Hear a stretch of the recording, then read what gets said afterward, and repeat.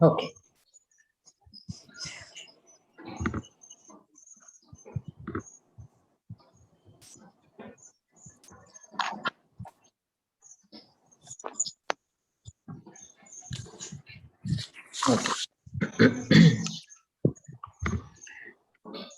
Gurur Brahma, Gurur Vishnu, Gurur Devo Maheshwaraha, Gurur Sakshat Param Brahma, Mai Shri Gurave Namaha.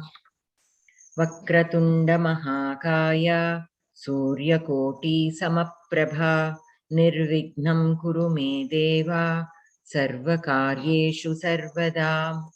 Saraswati Namastubhyam Varade Kamarupini Vidyarambham Karishyami Siddhir Bhavatu Me Sada.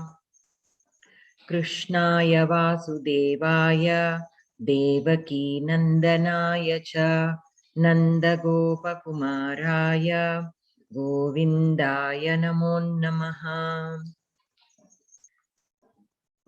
Om Parthaya Pratibodhitam Bhagavata Narayanena Swayam Vyasena Krathitam Purana Munina Madhye Mahabharatam Advaitamritavarshinim Bhagavatim Ashtadashadhyayinim Amba Tvamanusandadhami Bhagavad-gīte Bhavat-veshinim. Namostute Vyasa-vishala-buddhe Pullara-vindayata-patra-netra Yena tvaya Bharata-taila-purnaha Prajvalito Jnanamayah Pradipaha. Prapanna-parijataya Totra-vetraikapanaye Jnanamudraya Krishnaya Geetamritaduhe Namaha.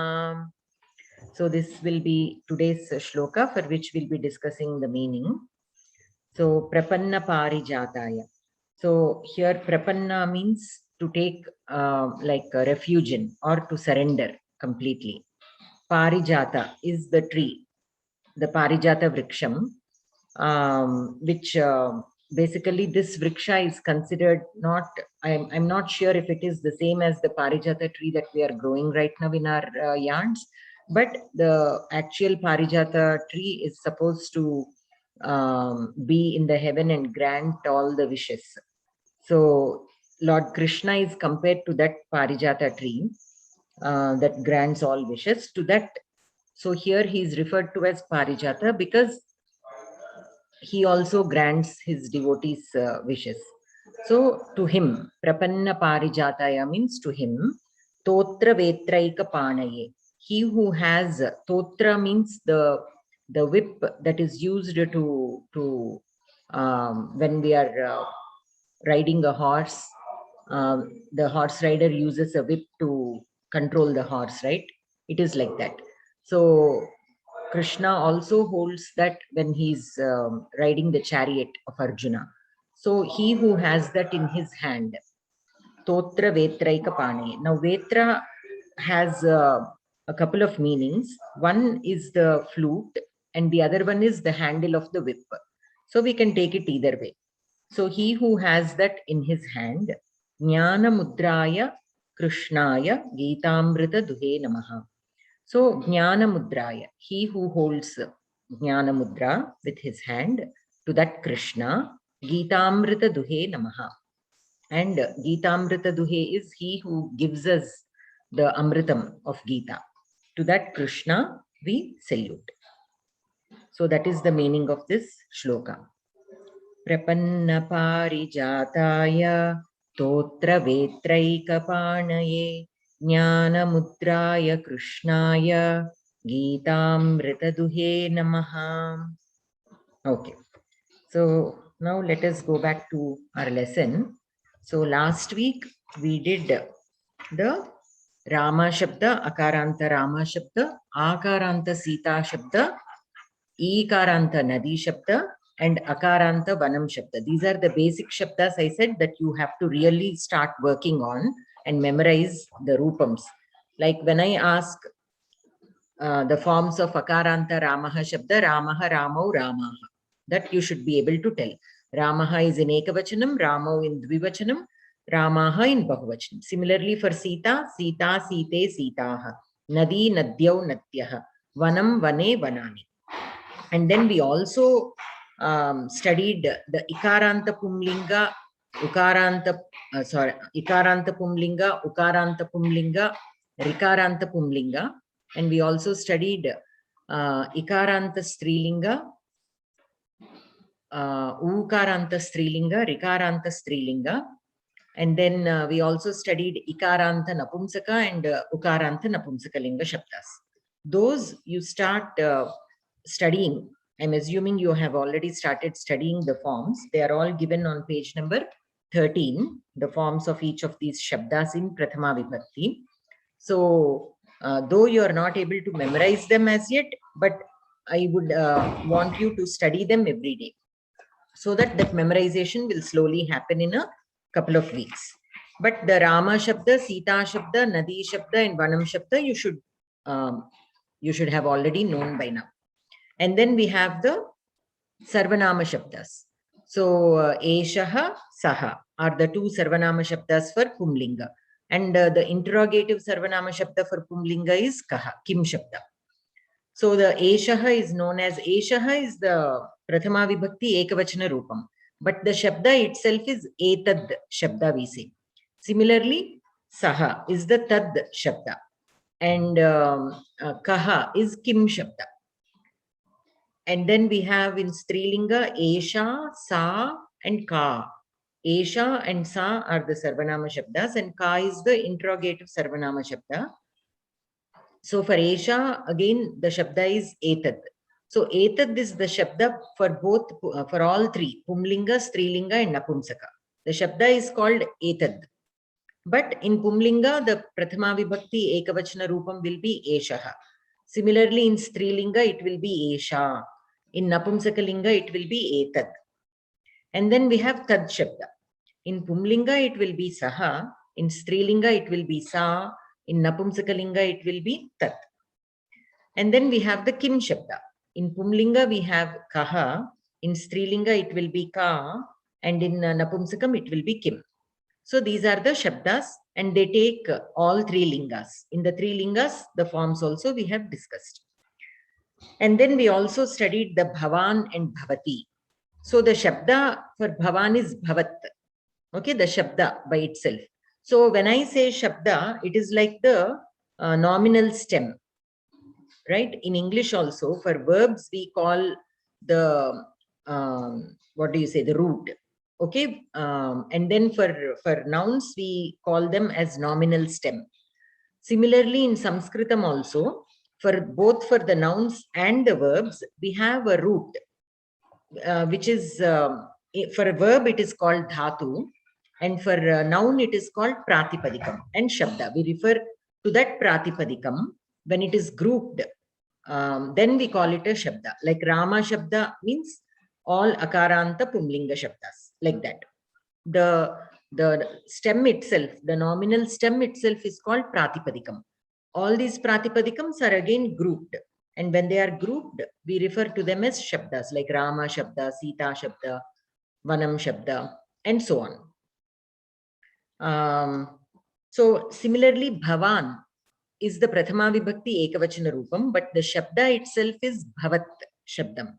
It is Takaranta. It is not Ajanta. Like how I was telling you earlier, we have Shabdas which end in vowels, and then we have Shabdas that end in consonants.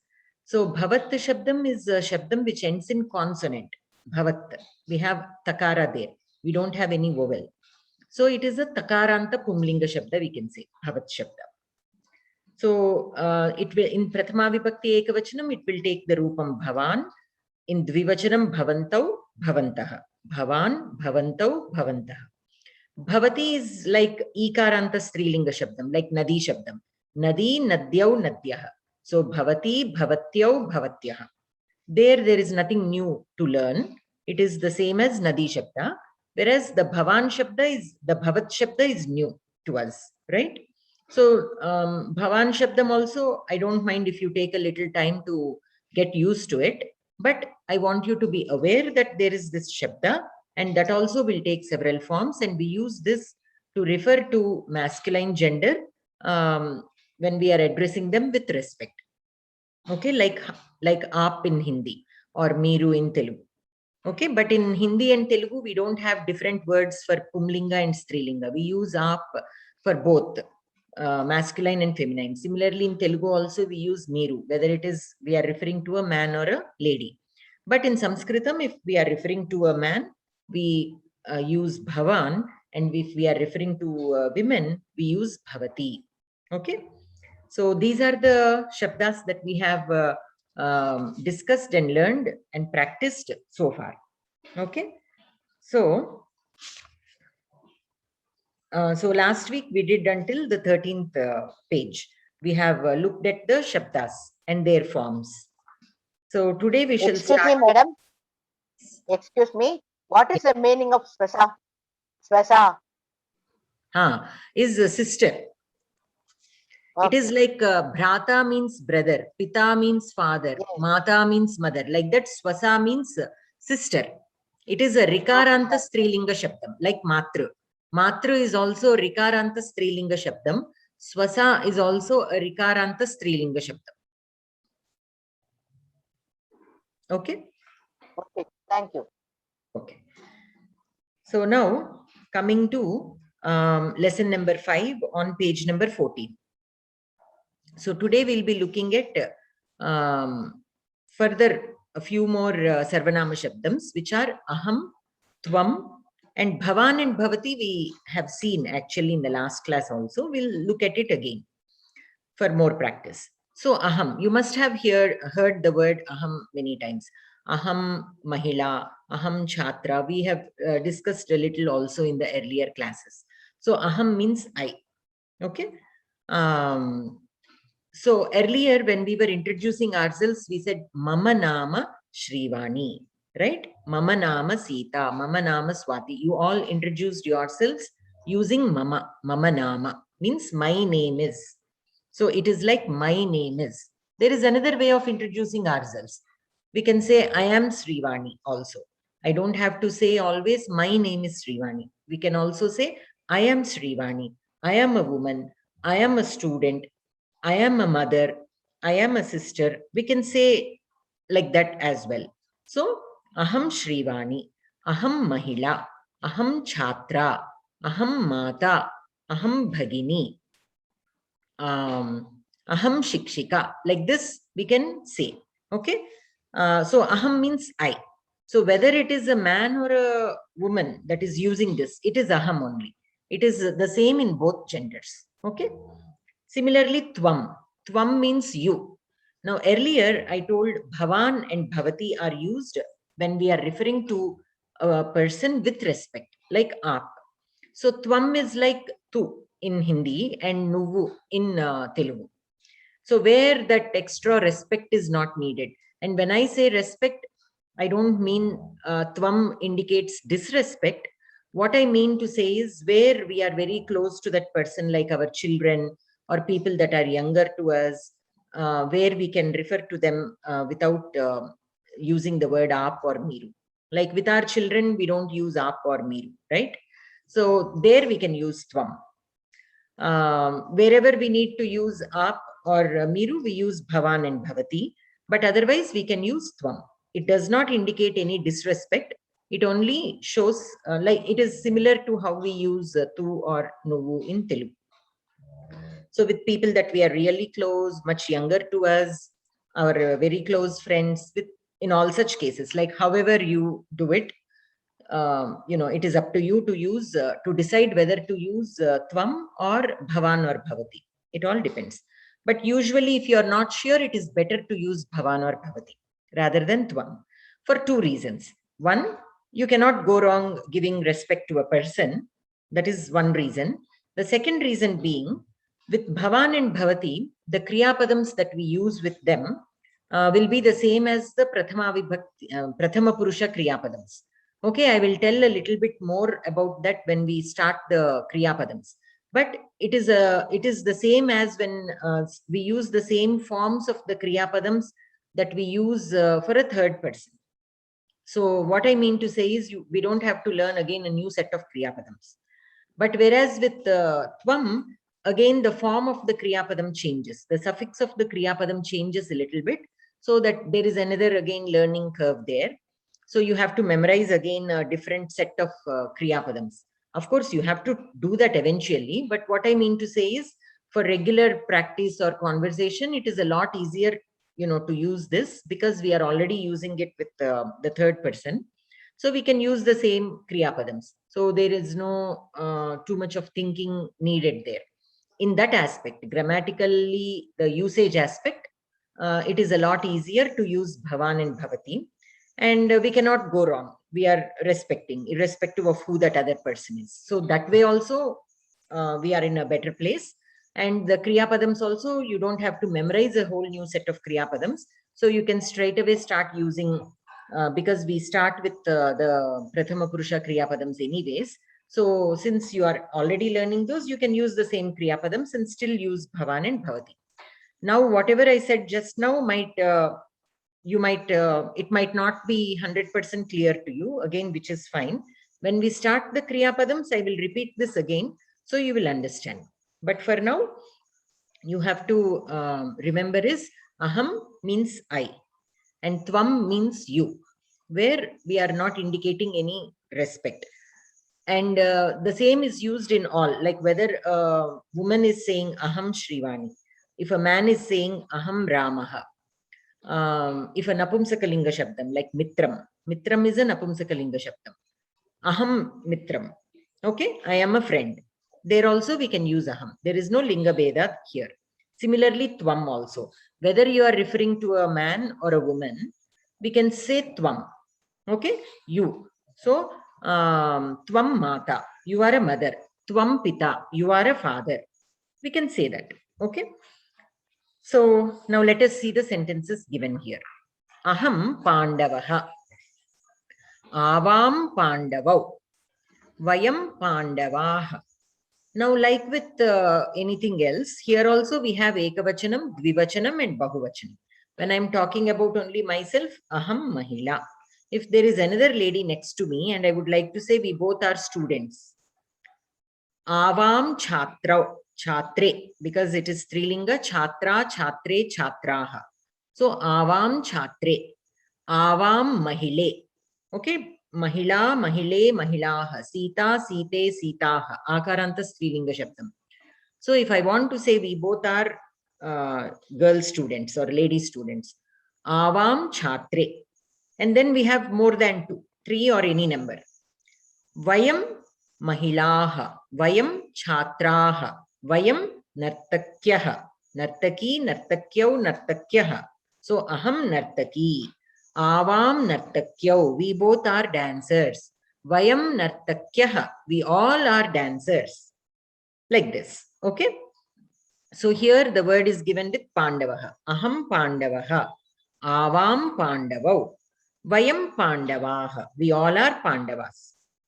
Tvam Kumbhakaraha, Yuvam Kumbhakarau, Yuyam Kumbhakaraha, Tvam Kumbhakaraha, you are a pot maker. Yuvam Kumbhakarau, you both are pot makers. Yuyam Kumbhakaraha, all of you are pot makers. Okay? Bhavan Yodha. Here also in English there is no distinction between Bhavan and Tvam. We still say you only, unless you go to Shakespeare time and thee and all that will come. But as of now, in English usage, there is no difference that we show when we are addressing a person with respect or without respect. It is only you. Okay.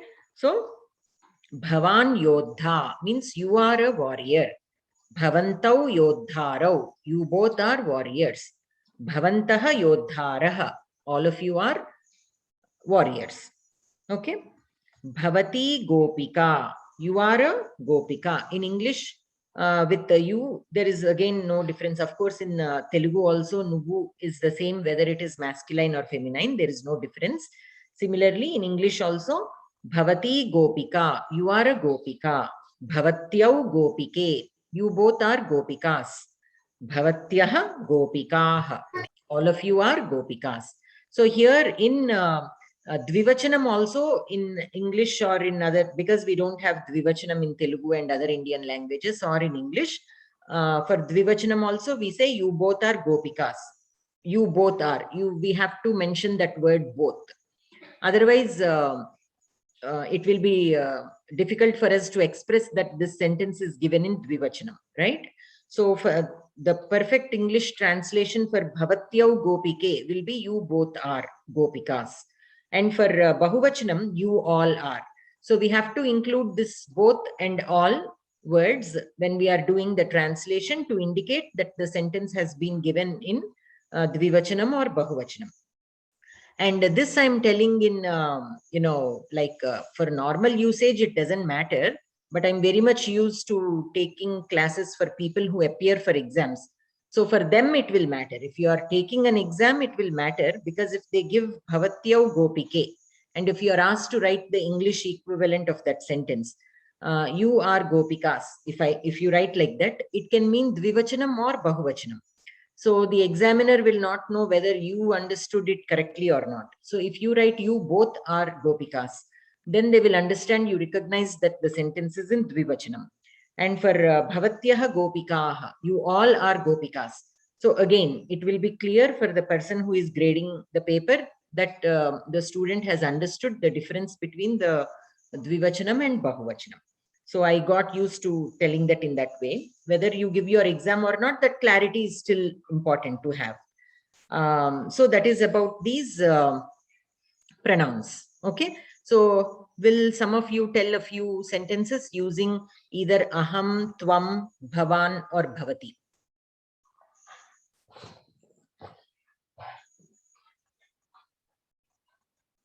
Anyone? Yes, Aham Swati. Adhyapaka. Aham Adhyapaka.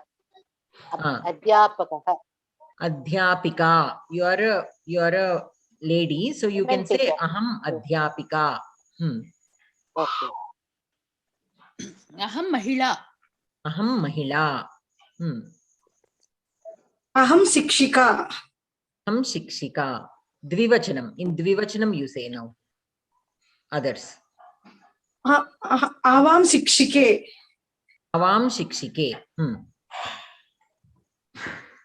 Vayam Sikshikau. Vayam Sikshikaha. Sikshikaha. Vayam shikshikaha. Uttamam. Sikshikaha. Avam Sikshikau, right? Avam, like if shikshika is a Strilinga Shabdam, right? So shikshike it will become. If you want to use Pumlinga, shikshakaha, then shikshakau. If you want to say about two men who are teachers, then avam shikshakau. Shikshakaha, shikshakau, shikshakaha. Shikshika is used for a female teacher. So shikshika, shikshike, shikshikaha. Aham shikshika, avam shikshike, vayam shikshikaha. Okay? Ma'am? Yes. In the beginning of the this page, ko bhavan, this ko is a new Yeah, ko is nothing but actually kaha. But there is a sandhi that happened there, a visarga sandhi. So kaha became ko.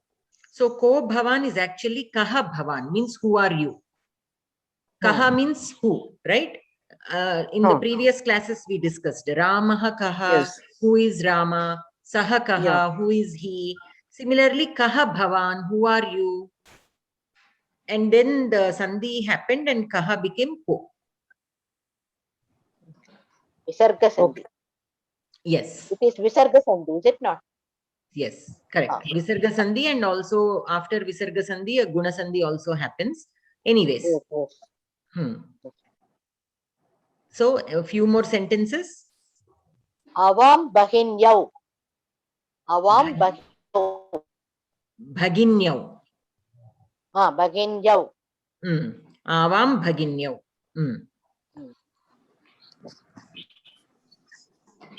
Now say sentences using tvam, yuvam and yuyam.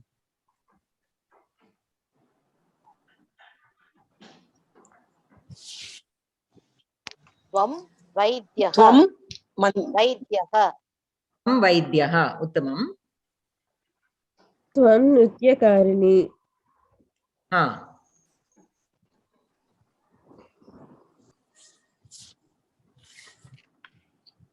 युवां चालकौ युवां चालकौ चालकौ yes वयं चालकाः vayam chalakaah is we all are drivers. If you want to use यूयं चालकाः not yoyam, it is only. Yuyam chalakaah. You all are drivers. Okay. Bhavan bhavantau bhavantah. ललये ललने Awam ललने Lalana lalane lalana. Okay. Avam lalane. Bhavan using bhavan bhavantau bhavantah. भवान् बन्धुः भवान् बन्धुः भवन्तौ बन्धुः भवन्तौ बन्धुः भवन्तः बन्धवः Bandhuh bandhu bandhavah.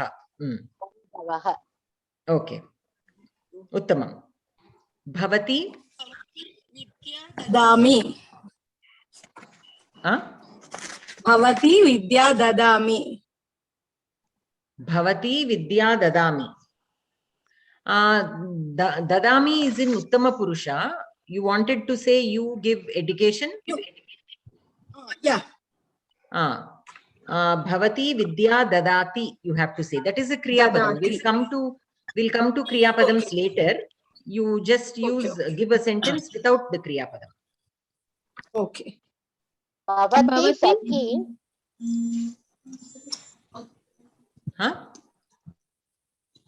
भवती सखी भवत्यौ सख्यौ भवत्यः सख्यः Uttamam. Bhavati sati bhavatyau satyau bhavatyah satyah. Uttamam. So all of you understood the usage I have one doubt.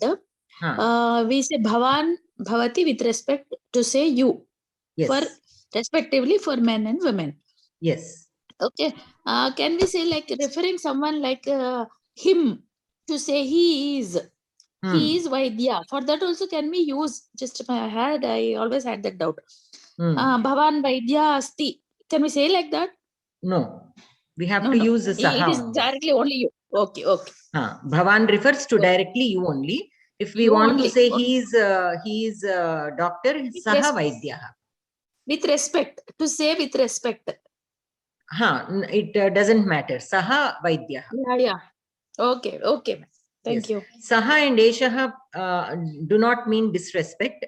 And they are particularly not meant for with respect also. It simply means he or she. Correct. That's all. Yeah. Correct. Okay. So let us move on to page number 15, the Abhyasam. Bhavan Saratihi. Okay. Bhavan Saratihi. Bhavantau Sarathi. Bhavantah Sarathiyah. So this is like the Harihi Shabda. The Ikaranta Pumlinga Harihi Shabda. Harihi Hari Harayaha. Sarathihi Sarathi Sarathayaha. And then we are using Bhavan. So Bhavan Bhavantau Bhavantaha. So Bhavan Sarathihi. Bhavantau Sarathi. Bhavantaha Sarathayaha. Okay. And in the second line, we have Shishyau. We are given in the Dvivachanam. Can you tell the Ekavachanam of this? Bhavantau Shishyau. Ekavachana Rupam? Bhavan Shishyah. Bhavan Shishyah.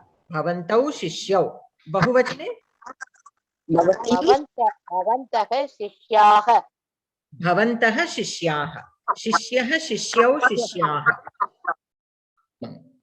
And then in the third line, we have Bhavantah Dataraha. Bhavantah Dataraha. Ekavachane kim? Bhavan Data. Bhavan data. Dataraha is rikaranta pumlinga shabdam. So data, datarau, datara. Right? Oh, Pita Shabdam. Yes. Pita shabdam. Pita, pitarau, pitaraha. Data, datarau, dataraha. So bhavan data. Dvivachane? Bhavantau data. Bhavantau Dataryo. datarau. There is no yakara. Datarau. Bhavantaha? Dataro. Bhavantau datarau. Bhavantaha dataraha. Uttamam. In the fourth line, we have bhavati gayika. So the noun is akaranta strilinga shabdam and the pronoun is ikaranta strilinga shabdam. Okay. So bhavati gayika. Dvivachane? Bhavantau gaika. Gaikau. Punaha vadatu? Bhavatyau. The pronoun will be bhavatyau. Bhavatyau gaike. Gaike. Gaika. Akaranta strilinga shabdam. So for gaika, you have to follow the sita shabdam. For bhavati, you have to follow the nadi shabdam. So the nadi shabdam in dvivachanam is nadyau. So bhavati will become bhavatyau. But gaika will be gaike because it is akaranta strilinga. Both are strilinga. Okay. So we can use them together. But their endings are different. You have to follow their rules accordingly. Just because they are used together, you cannot mix them up. Okay, because we are using them together, you cannot use gaikau. No, it is gaike. Because it is akaranta strilinga, we have to follow the rule of akaranta strilinga shabda only. Similarly, for bhavati, it is ikaranta strilinga. We have to follow the ikaranta strilinga shabda forms only. So bhavatyau gaike. Bahuvachane? Bhavatyaha Bhavatyaha gaikaha. Bhavatyaha gaikaha. In the fifth line, we have bhavatyau sakhyau. Bhavatyau sakhyau in dvivachane. Ekavachane kim? Bhavati Sakhi. Bhavati sakhi. You stress on the long vowel. Okay. If you say bhavati sakhi, no, it is bhavati sakhi. Mention or emphasize on that long vowel sound. Okay. Okay. In dvivachanam bhavatyau sakhyau. In bahuvachanam bhavatyaha sakhyaha. Here there is no dirgha. Bhavatyaha sakhyaha. Okay. It is not bhavatyaha sakhyaha. The meaning will be totally changed. If we say bhavatyaha sakhyaha, bhavatyaha nama kim? What is your name? Right? So bhavatyaha means your. Whereas bhavatyaha means you all ladies. Bhavatyaha means you all ladies. Bhavatyaha means you are referring to a lady in ekavachanam, your name. Bhavatyaha nama. Okay. So there is a big difference in the meaning there with only one dirgham. So make sure that you don't mispronounce these. That is the reason why I keep telling the pronunciation should be accurate and we have to follow the dirghas and hrasvas and mahapranas and alpapranas and all. So bhavatyaha sakhyaha means you all are friends. Sakhi is a friend, girlfriend. A friend who is a lady. Okay. So bhavatyaha sakhyaha. The sixth line. Bhavatyaha mataraha is given. In the bahuvachanam it is given. What will be the ekavachanam? Bhavati mata. Dvivachane? Bhavatyau matarau. Bhavatyau matarau. Bhavatyau matarau. Bhavatyaha mataraha. Uttamam. So bhavati mata, you are a mother. Bhavatyau matarau, you both are mothers. Bhavatyaha mataraha, you all are mothers. Okay. Aham sainikaha. What is the dvivachanam? Avam Sainikau. Avam Sainikau. Bahuvachane? Vayam Sainikaah. Vayam Sainikaah. Vayam Sainikaah. Now we have Acharyau. In the 8th line, we have in Dvivachanam the word given Acharyau. What will be the Ekavachanam? Aham Acharya. Aham Acharyah. Dvivachane? Avam Acharya. Avam Acharyau. Bahuvachane? Vayam Acharya. Vayam Acharyah. Adhivakta. So Vakta is also Rikaranta Pumlinga Shabdam. Vakta, Vaktarau, Vaktaraha. Like Pita. Pita, Pitarau, Pitaraha. Vakta is a speaker. Vakta, Vaktarau, Vaktaraha. Adhivakta. Okay. Adhi prefix is added here. It will only emphasize the meaning of the word Vakta. There won't be any difference in the meaning. So here what can we use? Use a pronoun Aham. Aham Adhivakta. Aham Adhivakta. Dvivachane? Avam Adhivaktau. Avam Adhivaktarau. Adhivaktarau. Vakta, Vaktarau, Vaktaraha. So Avam Adhivaktarau. Bahuvachane? Vayam Adhivaktaram. Not Adhivaktaram, Adhivaktaraha. Adhivaktaraha. So Vayam Adhivaktaraha. Uttamam. Tvam Kaunteyaha. Vaktru Shabdama, Adhivaktru Shabdama. Rikaranta, like Pita Shabdam. Like Pitru Shabdam. Adhivaktru. Adhivaktru.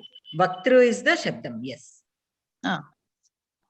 In the 10th line, we have Tvam Kaunteyaha. Kaunteyaha means who? Arjuna. Kunti Putra. It means Kunti Putra. It can be any one of the Panchapandavas. Tvam Kaunteyaha.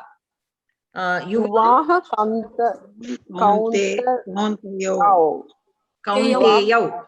Kaunteyaha, Kaunteyau, Kaunteyaha. It is like Akaranta Ramaha Shabda only. Okay. But there is this Kaunteya. The Autvam is there in the beginning. So it might appear different, but no, you have to focus only on the ending. Okay. Right before the Visarga, we have Akara. So it is Akaranta Shabda like Ramaha Shabda. That is why I keep telling you. We don't have to learn all the Shabdas. If you look at the Anta and identify which Shabda it is, we can follow that Shabda. So since here we have Akaranta, we can follow the Akaranta Pumlinga Rama Shabda. So Ramaha, Ramau, Ramaha. Kaunteyaha, Kaunteyau, Kaunteyaha. Tvam Kaunteyaha. Yuvam Kaunteyau. Kaunteyaha. Kaunteyaha. Yuyam Kaunteyaha. Uttamam.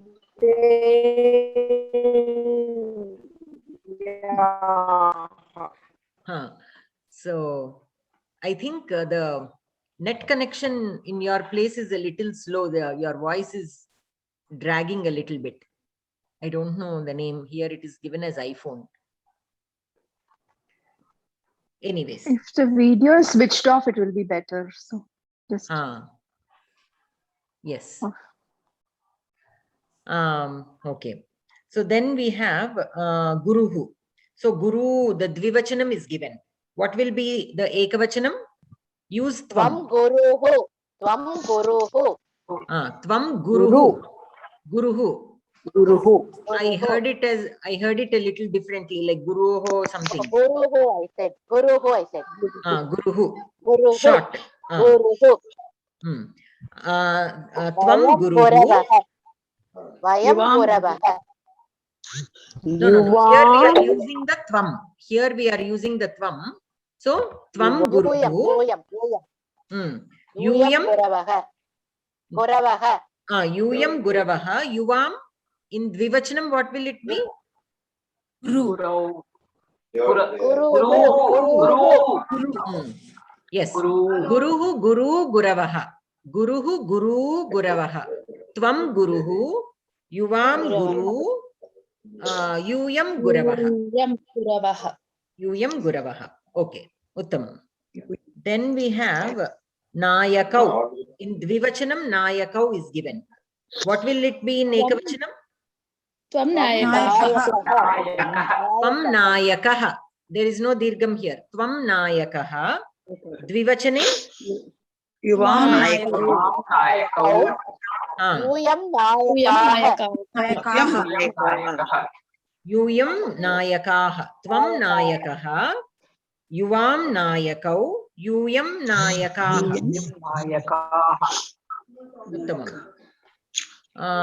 Then we have Bhaktaha. In Bahuvachanam, Bhaktaha is given. What will be it in Ekavachanam using Aham? Aham Bhaktaha. Aham Bhaktaha. Avam Dvivachane? Bhaktau. Avam Bhaktau. Vayam Bhaktaha. Vayam Bhaktaha. Uttamam. Then we have Shishyau in Dvivachanam. We can say Bhakta also, no? For feminine. Strilingam Bhakta. We can we say- use, see, Uttamam. So here the Bahuvachana Rupam only is given. Bhaktaha. Bahuvachanam Bhaktaha. So it can be masculine or feminine. If it is masculine, Aham Bhaktaha, Avam Bhaktau, Vayam Bhaktaha. If it is feminine, Aham Bhakta, Avam Bhakte, Vayam Bhaktaha. We can take it in both lingas. Yes. Because the Bahuvachanam is given and the Bahuvachanam is the same for Bhakta Shabda in Strilinga and Pumlinga. Pulling. Then we have Shishyau. Shishyaha.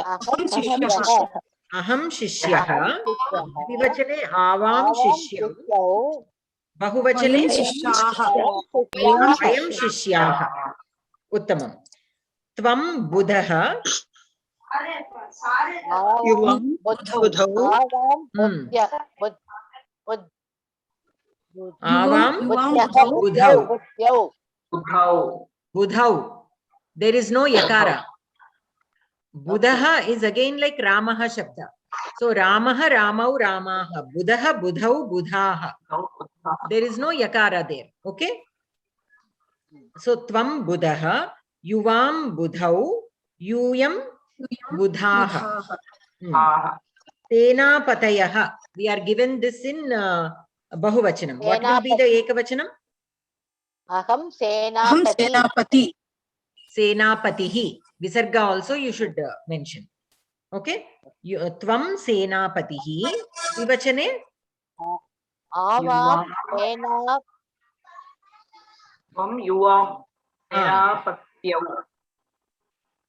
Senapati. This is like Harihi. Harihi, Hari, Harayaha. Right? Senapati. Senapati. Senapati. Yuvam Senapati, Yuyam Senapatayaha. If we are using Tvam, Tvam Senapatihi, Yuyam Senapati, sorry, Yuvam Senapati, Yuyam Senapatayaha. If we are using Aham, Aham Senapatihi, Avam Senapati, Vayam Senapatayaha. Okay? If we use Bhavan, what does it become? Bhavan Senapati. Bhavantau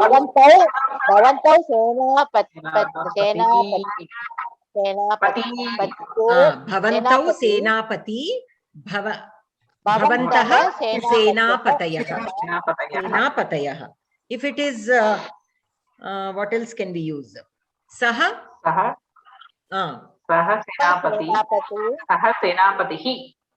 Tau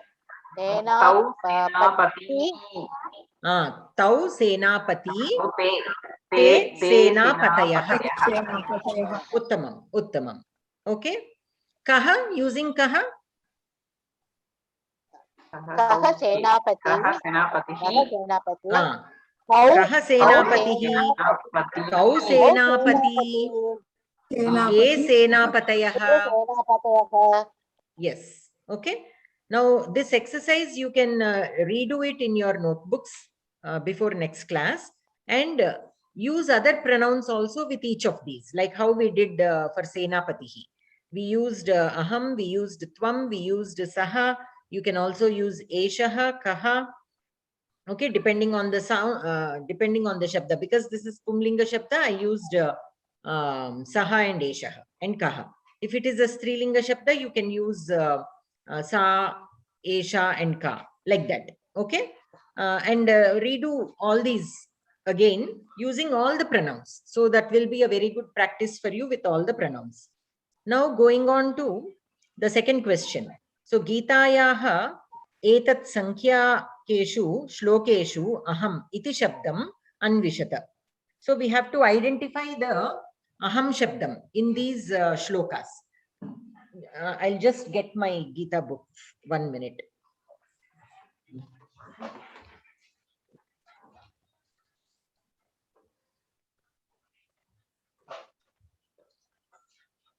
So do you all also have your Geeta books handy? No.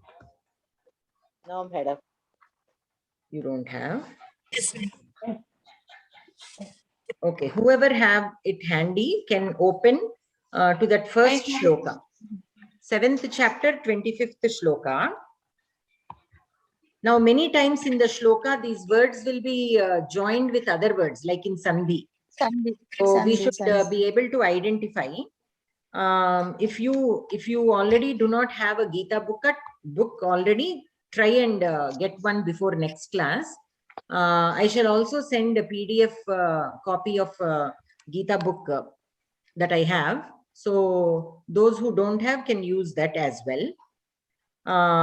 But for now, whoever have it can use it.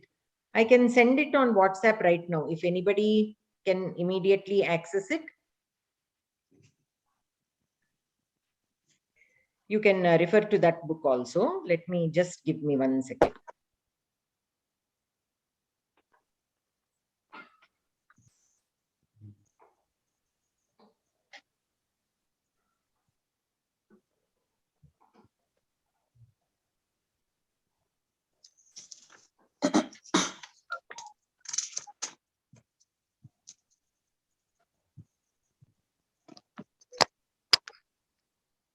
Okay, so I sent it.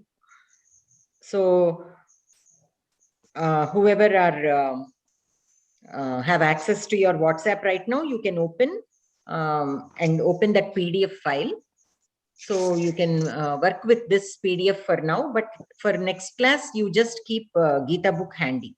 And pick a book if you are planning to purchase. If you don't already have and planning to purchase the one which has the Padavibhaga also, so that it will be easy for you to analyze these shlokas. Because many times when we are looking at the shlokas, we'll be looking in Samskritam point of view.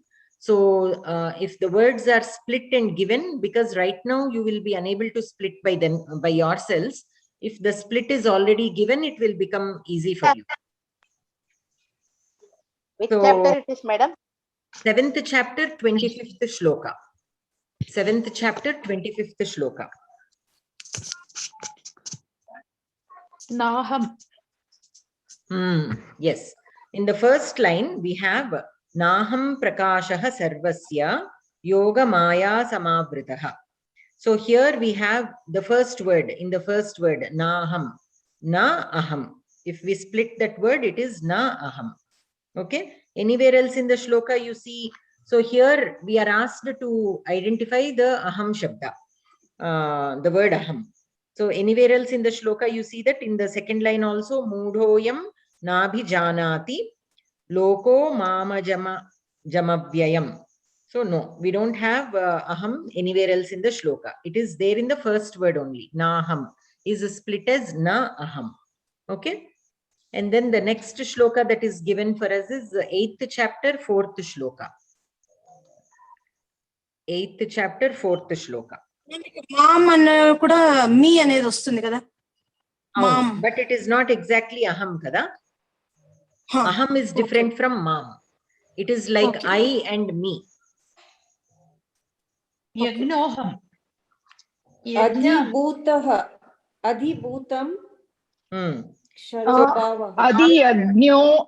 1 second. 1 second, all of you. So everybody have understood in the 7th chapter, the 25th shloka, or the first word, okay? Naham is split as na aham. That is the word in that shloka, aham. Now we are moving to the 8th chapter, 4th shloka. Yes, now whoever have identified can say that. In the second line, the first word. Yes, adhiyajñohamevatra. Okay, so here there is again a sandhi. That S symbol that is there in the middle, that is that represents a sandhi called Purva Rupa Sandhi. So usually whenever there is that sandhi happening right after that S, or if we split that sandhi, in place of S, A comes. In place of that symbol, that special symbol, actually A comes and we split the word. So adhiyajño aham evatra, aham eva atra. So that will be the split. So there we have aham. Is there aham in the first line? Adimrutam.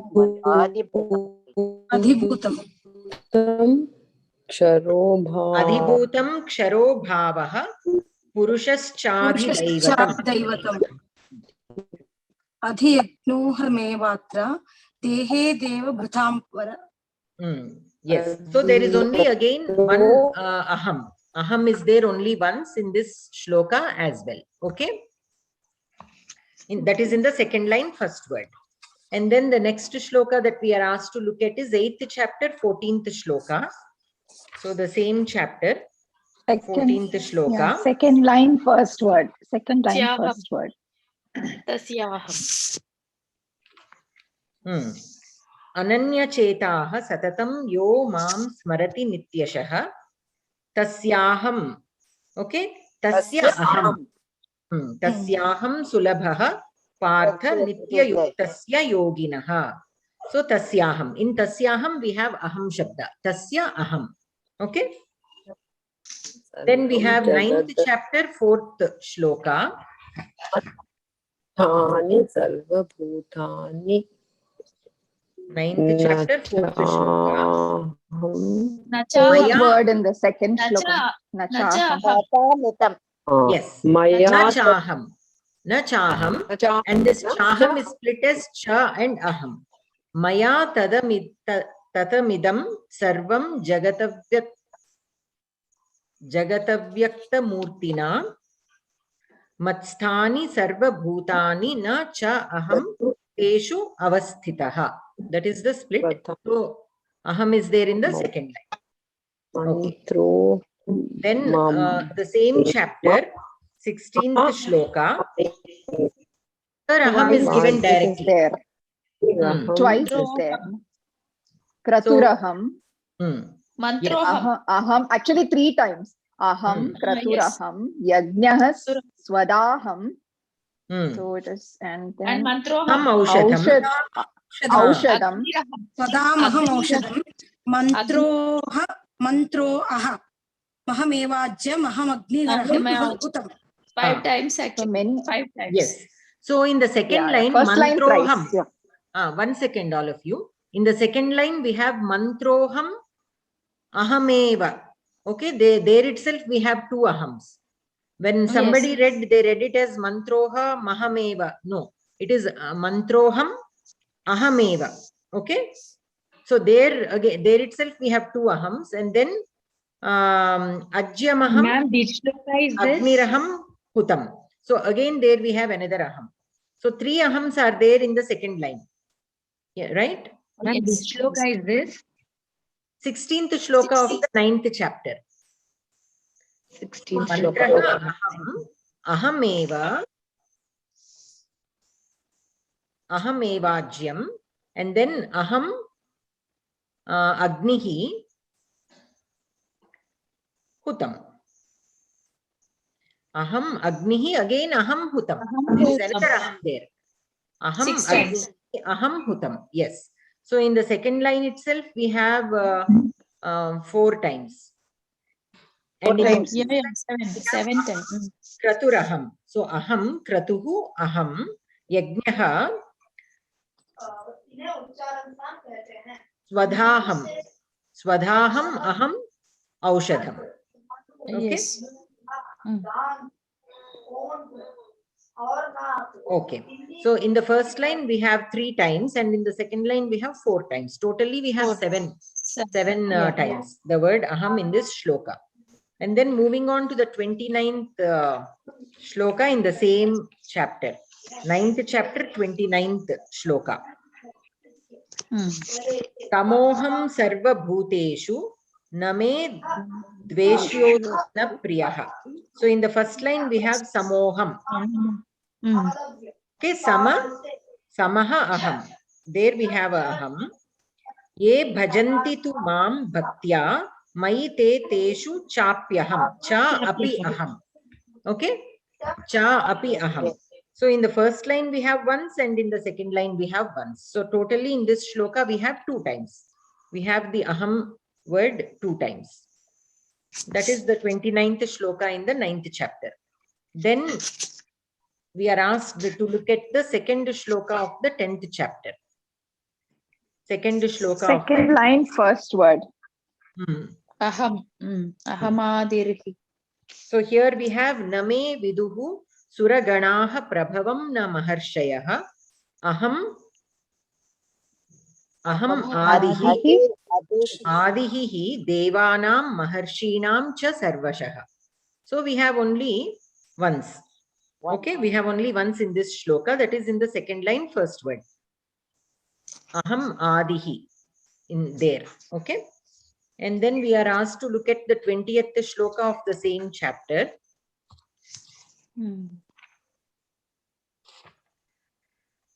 Aham atma gudakesha sarva bhutashaya sthitah aham adihi cha madhyam cha bhutanam anta eva cha. So we have aham once in the first line and again in the second line at the beginning. In both lines we have aham at the beginning. Next shloka is there. 21 also is there. Yes, in the 21st shloka also we have. So you can, as you are, most of you are in some groups where you are doing Geetha Parayanam and all that. So as you are doing your Parayanam also, you can have this extra attention to identify aham in whichever shlokas you are trying to, whichever shlokas you practice on in your daily routine. And then in the third question, we are asked to identify the Shabdam Bhavan, the word Bhavan. Okay. So again, since we are in the 10th chapter anyways, 10, 12, let us look at the 12th shloka of the 10th chapter. Since we are here anyways, 10th chapter, 12th shloka. And then we'll go back to the first chapter. Paramam Bhavan. First line last. Param Brahma, Param Dhama, Pavitram, Param Brahma, Param Dhama, Pavitram, Param Bhavan. So we have Bhavan at the end of the line. Paramam Bhavan. Purusham Shashvatam, Divyam, Adi Deva Majam, Vibhum. So we have only Bhavan in the first line at the ending. That is the 13th shloka, the 12th shloka of the 10th chapter. Then let us look at the 31st shloka of the 11th chapter. 31st shloka of the 11th chapter. Akhyahi me ko bhavan ugra rupaha. Bhavan ugra rupaha. Okay, so in the first line, last word. And that's all. Namostutta devavara prasida. Vijnatum ichchami bhavantam adyam. Here bhavantam is there. That is the Dvitiya Vibhakti Rupam of Bhavan. So, but it is not exactly Bhavan. So don't worry about it. Nahi prajanam tava pravrittim. Prajanami tava pravrittim. Okay. So now let us go back to the first chapter, 8th shloka.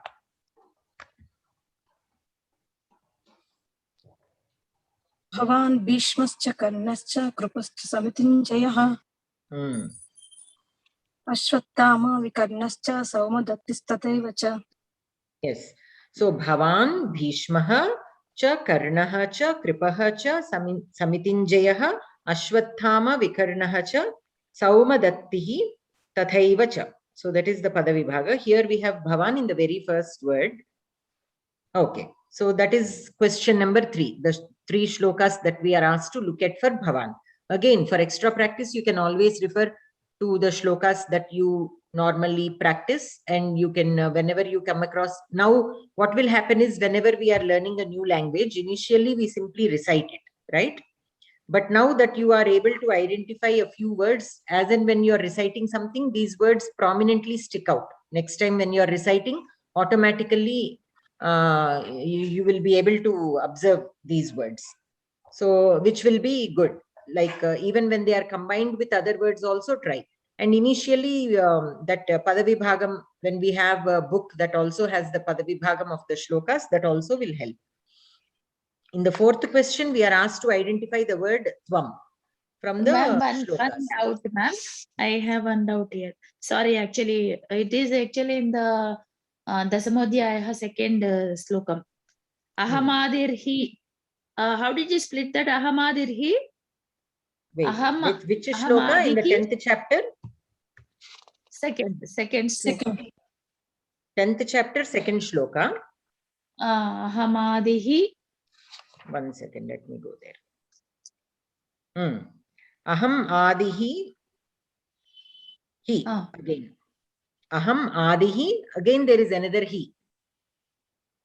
And when I say aham adihi, that he is visarga. The he that I am pronouncing. And again we have hi deva nama.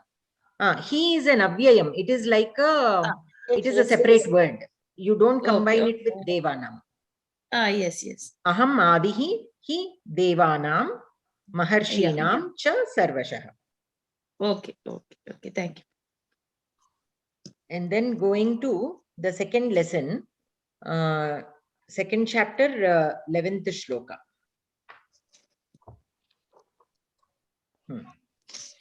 Second chapter, 11th shloka, we are trying to identify the word Tvam.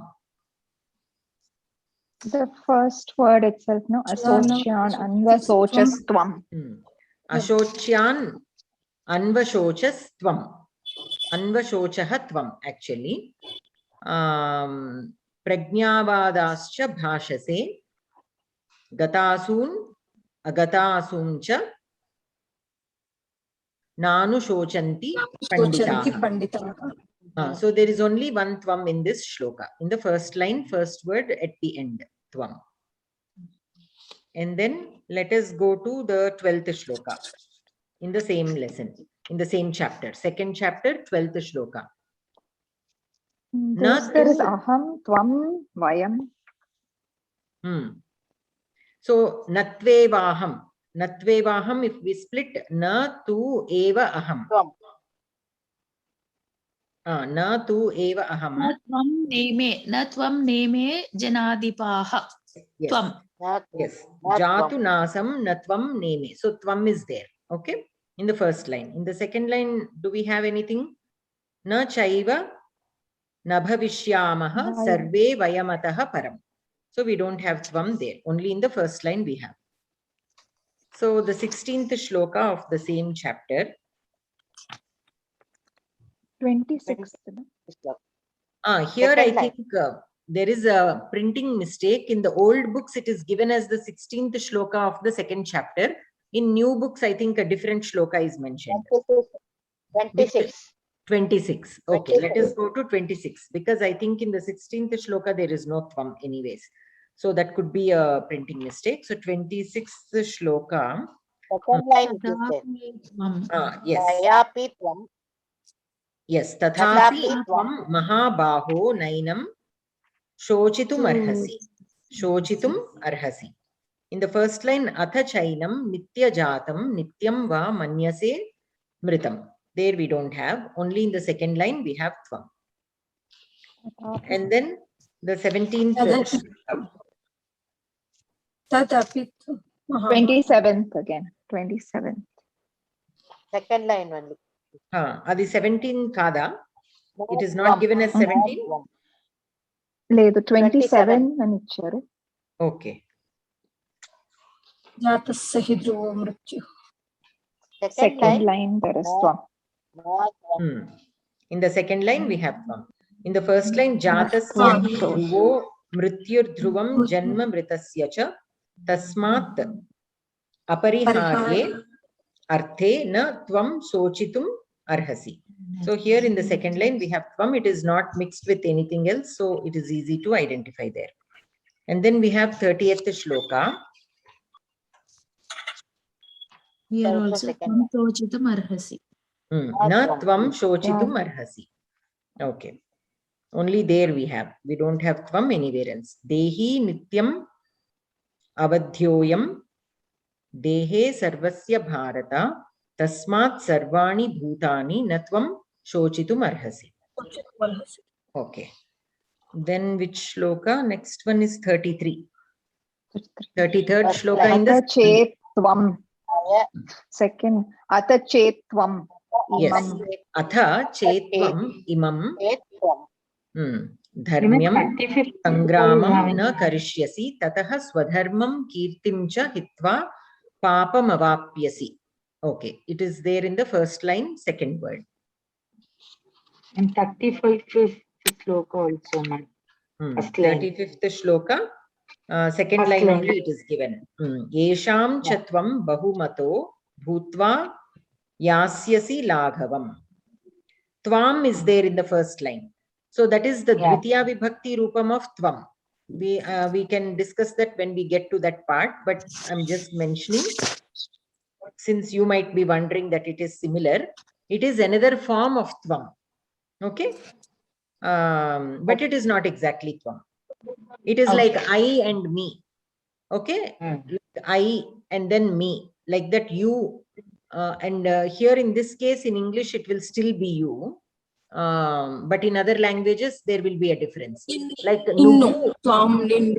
In Telugu, it is like Nuvu and Ninnu. There is a difference, right? Like that. I don't know how that is said in Hindi. Aap, what does aap become in like that? I don't know. Like aapko or aap. Aapka. Aapka. Aapka is aapka like. Say Shashti avutundi, correct. Correct. It is not aapka. Correct. Aapko maybe. Aapko. Aapko will be more correct. So it is like aap and aapko in Hindi and nuvu and ninnu in Telugu. That difference is there between tvam and tvam. Okay. We'll discuss that when we get there in detail. Okay. So, okay. And then moving on to the next page, 16th page. Ma'am, even 48th shloka, second line also there is one. Okay. Saha. Yeah, there will be in many other shlokas, they might have. So like I said, some of you belong to some satsang groups where you recite the Geetha shlokas on a regular basis. So as you are reciting whichever shloka it can be, you try to identify if you are seeing any of these words, bhavan, tvam, aham, and such things. Okay. Ma'am, one doubt, ma'am. Is it necessary while reciting we have to split the word? No. But Not if you are, necessary. there are two ways that you can recite. One is without splitting the whole line. Okay, sometimes you can split the line into two padas. It all depends what kind of reciting you are doing. Some people will do padapatha, some people will do the whole shloka, like the whole line. Pankti Pata it is called. Padapata and Pankti Pata. Now each shloka has 4 padas. Usually in the books, the way it is printed is in 2 lines each shloka is printed, right? Which means that in each line we have 2 padas. A pada is a quarter. Padam means like a quarter. So if you are doing Padapata, then you are splitting each line into 2 parts. So when I say splitting, what it means is you are taking a pause after the first half of the line. So when you are taking the pause, and if you are taking the pause in the middle of a word that is joined with sandhi, then you have to split the sandhi. If there is no sandhi where you are taking a pause, then you don't have to, there is nothing for you to split there. If you are not taking a pause, if you are reciting the whole line at a stretch, then you don't have to split the sandhi. Not you don't have to, you should not split the sandhi. You should read it with the sandhi. You should recite it along with the sandhi.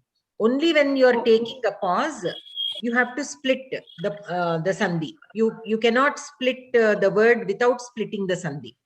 Okay? So say for example, Only to understand, we have to split it. Say that again.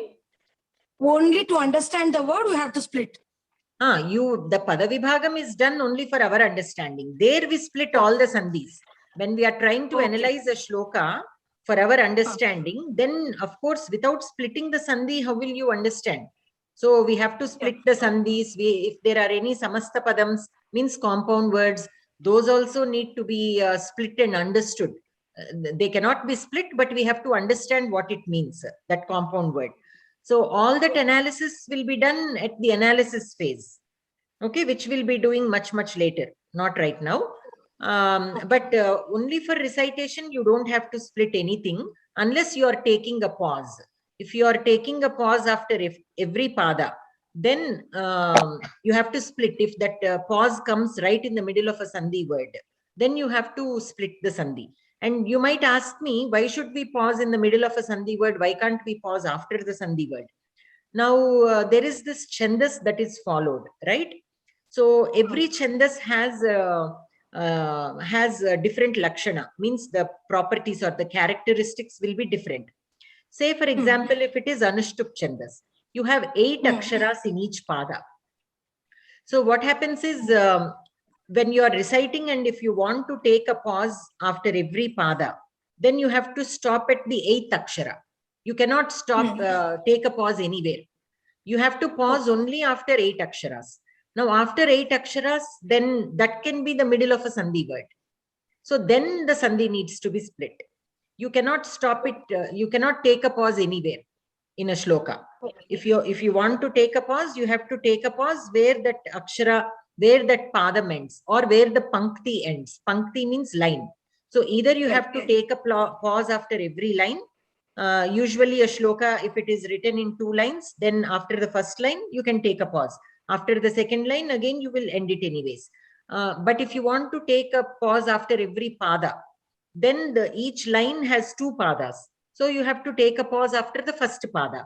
And how do you identify the end of the first pada? You have to know the chandas in which it is written. If it is written in Anushtup chandas, then we know that 8 letters will make 1 pada in Anushtup chandas. So we have to stop after the 8th letter. There you can take a pause. And if that happens to be in the middle of a word that is in sandhi, then you have to break the sandhi. So that is the reason why they say, even when we are doing parayanas, we have to first learn from somebody how to do the parayana. Many times people, they simply start doing parayanam without knowing all these rules. So they take a pause anywhere. They break it up like however they want. Because if they find difficult to pronounce a particular word, they break it up like however they are able to. So all these will lead to sometimes misinterpretation. Like if you pronounce it or if you break it in the wrong places, also sometimes the meaning can change. So all these can happen because we believe that akshara in Sanskritam has a power, right? So some people argue that, oh, it is the bhakti that counts. How does it matter how we pronounce and all? That is one theory. I don't have anything against that theory. But what I mean to say is we believe that the Shabda has power, Shakti, right? That is why we do the Mantrocharana. Why are we doing the Mantrocharana? Because we believe that every Akshara in the mantra has some Shakti. So if every Shabda has Shakti, and if that Shabda is being mispronounced, then that other sound that mispronunciation is causing should also have some Shakti. If A has one Shakti and A has another Shakti, then there is a difference between the 2 Shaktis. So one can be good, one may not be good. So what if we are unknowingly pronouncing something that is not good? Then the whole purpose is defeated. So that is why they usually say, if somebody wants to do Parayana, you first get trained with some professional who is who knows how to recite all these properly, with all these aspects. Even the Visarga, there are different ways of pronouncing the Visarga. Every Visarga is not pronounced similarly. If it comes before, before pa, say for example, it is pronounced in a different way. If it comes before a ka, it is pronounced differently.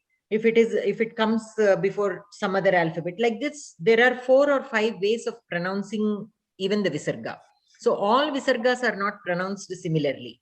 Similarly, the Anuswara means the dot that comes above an Akshara, right? That also is pronounced differently depending on what Akshara follows it. So there are so many rules. There is a whole, what do you say, Vedanga on only pronunciation. It is called Shiksha Vedanga. There are 6 Vedangas. Vedangas are like parts of Veda, right? So to understand the Veda, we have to first learn the Vedangas. And what are these Vedangas? One Vedanga is dedicated only on pronunciation. One Vedanga is dedicated only on Vyakarana. One Vedanga is dedicated only on Chandas, means the meter.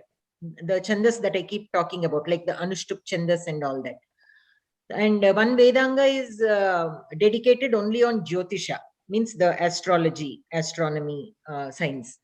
One Vedanga is dedicated on Nirukta, meaning the roots of the words, like how I'm mentioning the Dhatu and Shabda and all this. So you have to know, that helps in understanding the meanings of the words. Knowing the roots of the verbs and the Shabdas will help us understand the meaning. And depending on how they mean, sometimes again in Veda Patanam, not in Laukika Samskritam, like in conversational Samskritam, the swara will not matter, means in what tone you are pronouncing will not matter. But in Veda Patanam, the pronouncing takes a very significant role. If you have heard to this Veda Patanam, there is this, sometimes the Uchchaswara is there, sometimes they go low on the pitch, high pitch, low pitch. All these you will notice, right? And each of those are called swaras. Okay, and each of these swaras have a meaning. If you pronounce it in high tone, it means one thing. If you pronounce it in a low tone, it will mean another thing. So in Veda Patana, swara is very, very important. But in Laukika Samskritam, like in conversational Samskritam, it won't matter. But in Veda Patana, because there we are trying to invoke the gods, we are praying to them. So all these will matter very much. So it is important for us to get at least training before doing any Parayana. But many times what I have noticed is people just pick up the book and start reciting. They don't worry about the pronunciations, and sometimes they think the faster they recite, the better they are. That is also not correct. And it does not even serve the purpose. See, all these stotras and all are meant to praise, either to praise the God. Most of them are in praise of God, right? So it will be much more beautiful if we are reciting them, thinking or imagining what each of those words mean. So a little bit of knowledge, if not complete Sanskritam knowledge, everybody may not get the opportunity or the time to do that Adhyayanam. At least the Tatparyam, if we look at, and while we are reciting each shloka, if we give ourselves that mental picture, right, and then recite it, how because that is the main intention of these stotras. Why are you reciting these stotras? We are reciting in praise of the god or the goddess or whatever. So if we are not even thinking about it, if you are not even imagining the different forms of the god, then what is the point simply reciting so fast? It is not just a routine that you need to simply get it done. I have recited so many times, I have done it in 20 minutes. I keep hearing such things sometimes, and that is very sad, because they are putting in all the effort. They are putting in the time, they are putting in the effort. But in one small thing, the whole purpose is being defeated. So take time. Only when you are able, only when you have the time to do it correctly, do it. Otherwise, there is no point in doing it, because it is not serving the purpose. So that is one thing I would like to mention in the context of Sanskritam. It is very, very important. like at least know the meaning, whichever goddess, all the forms are mentioned and each form has a meaning. It is not simply another name. So if a god or a goddess is given that name, it has a much deeper meaning to it. Now, earlier in the beginning of the class, we looked at this shloka, right? Prapanna parijataya totra vetraikapanaye. So here, see, it is not simply another name. When Krishna is holding that whip in his hand, there is a purpose why he is doing that, right? So such inner depth meaning is there behind every word that is given, every other name that is given to each of the gods or goddesses. So why they are given that name? Because there is a purpose behind it. There is another meaning. They represent something. And what is that something? It is always something good. It is a quality. So the more number of times we remind ourselves of those qualities, the better it will be, because it will be imprinted in our brains, and at least after reciting it so many times, that slowly sinks into our mind, and we tend to follow. We tend to follow or acquire that quality. Some qualities come naturally to us, but some we can always acquire. We need not say, I don't have that quality in me. If we try, we can at least get a tenth of that quality, if not completely, which means that constant improvement in our character. And how can we do that? By constant reminder. So these stotras are meant for that reason. The more number of times you think of them, the more number of times we tend to follow them. At least 1/10 if we are able to get, that is still better than nothing. So don't look at these parayanas and stotras as just another name. Recite it 10 times, you will get this. Recite it 100 times, you will get that. Don't look at the parayanams in that way. I'm not saying that you are doing it like that, but there are some people who believe in that. But that is not the case. That is, again, in some places it is even mentioned, if you read it so many times, you will get this and that.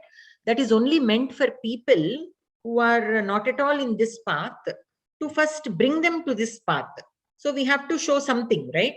Like people who are like kids. So with kids, what do we do? To make them sit and do their homework, we say, if you sit and do finish your homework, we'll give you 1 hour of TV time, or we'll give you something, some snacks or whatever works with each child. We do that, or we'll let you play outside for a little bit more time, or whatever. But eventually our point is to bring that person to enjoy learning, and to whatever he's learning, whatever we are making him do. It can be studies, it can be music, it can be a sport, whatever it is. Eventually our idea is to make him understand the essence of that thing, and learn that, and enjoy that, and master that, right? It does not stop at giving him 1 hour of TV. So even in our shastras, after each of these stotras, if you see, there will be a couple of lines where it says, if you do this parayanam once every day, then you will get some benefit. If you do it 3 times, you will get this benefit. If you do it so many times, you'll get. All that is to first pull the people who are not at all on this path, to pull them into this path. But once they come into this path, what our goal is to make them realize that there is something bigger than that materialistic things that were offered in the last few lines of the shloka. But many people are stuck there only. They keep thinking, okay, I have recited this thrice, so I will get some benefit, some materialistic benefit that is listed. And they say it is given in the shloka itself, so that is true. No, all these have been written by our rishis to bring our people, to bring the humankind onto the dharmic path. For that, initially, who are like kids, they don't have maturity, they don't have any idea about what spirituality is. To bring them into that path, we give them a few, rewards. But once they enter, our idea is, once they enter into this path, they will see the beauty of this path. They themselves, the path is so beautiful that they have to change at some point or other. Now, whether they change in 1 week or 1 month or 1 year or 10 years, depends again on many factors. It depends on their Purva Janma Sukritam also. I believe in that.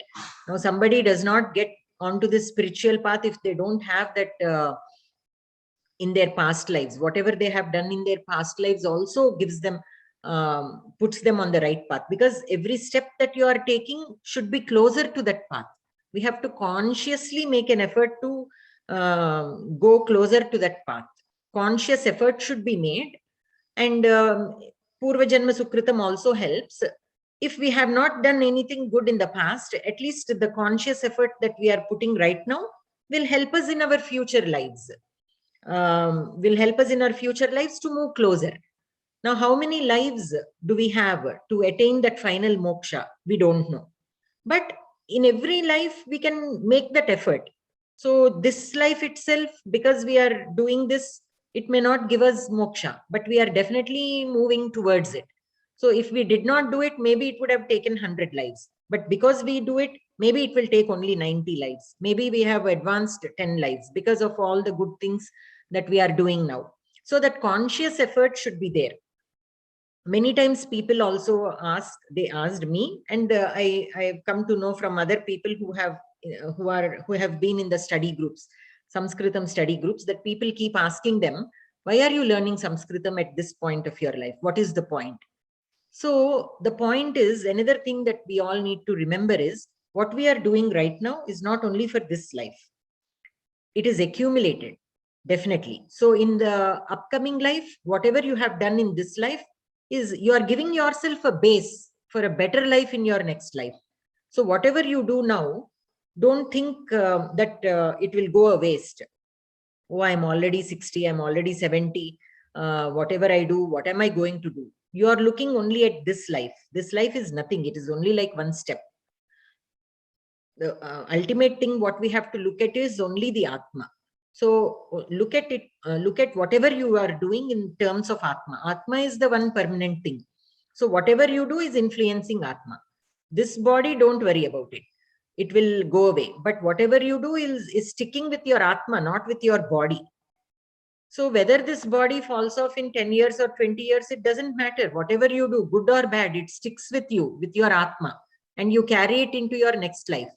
If we do good, it carries on to our next life. You will have a better, better opportunities. Now in this life, we got an opportunity to learn Sanskritam at this age.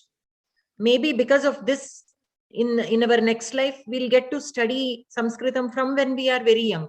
And maybe in that life, we will be able to study all the Upanishads, all the Vedas, who knows? So we have to look at it like that. Even, I'm not talking only about Sanskritam, about any field. Like we see, what do you say? What do you call them? People when they are very young, child prodigies, we say, right? Why are they so talented at such a young age? Why are they able to identify all the ragas in a music without even being taught? They haven't even gone to a music class. They are simply listening and just identifying the ragas. How? It is not magic. They have worked towards it in their previous lives. And that is the benefit they are reaping in this life.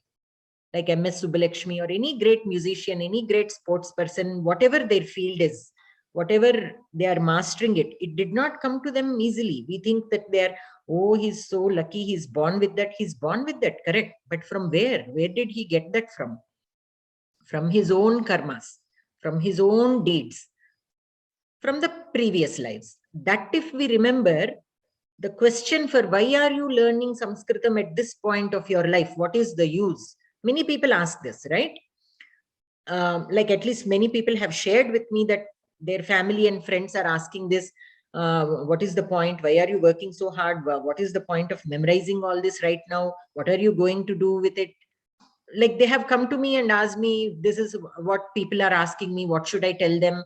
Really, is it necessary for me to learn this now? Like this. So I tell them only one thing. Okay, if you're not going to spend your time on learning, not only Sanskritam, whatever it can be. Some people learn music, some people learn dance or whatever it is. It doesn't have to be only Sanskritam. But for the question, why are you learning this at this age? What will you do otherwise? What are those people doing who are not learning all these things? What are they doing in their free time? You ask them that. For some people, it can be different things. They might be cooking. Some people have cooking as a passion. Some people have some stitching or tailoring or drawing, whatever is it. When those are valid enough, why not this? So like that, when they are able to understand, it is easy for people to understand if somebody takes cooking as a passion, but not Sanskritam, learning Sanskritam as a passion. Why? I cannot understand that. We have to understand that every person can have their own interest. So which is fine for them, cooking or, watching TV or shopping or, meeting up with friends. If all those are valid reasons or valid ways of spending your time, why not this? So that is one thing. They think it is not useful to learn Sanskritam. That is another thing. So it is not even useful. Why learn it? Again, perspective. It again depends on perspective. What it is useful means, at the surface level, they might feel like that. But there are so many benefits out of learning. Least health. Okay, just by reciting the alphabet also, only reciting the alphabet every day properly, like how it has to be recited. The Mahaprana should be recited as Mahaprana and all that. If you follow that and pronounce it exactly like that, it is equivalent to pranayama. So many people are doing yoga and they are realizing the benefits of yoga and the breathing exercises that they give in yoga. So this is also equivalent to that only. So at least if people are able to understand even that, or if any of you also have some similar problem where people keep asking you what is the benefit of learning Sanskritam, least benefit is this. And after that, everything is even better than that. So that is one thing. So we started somewhere and we went somewhere. I'm sorry if I have, just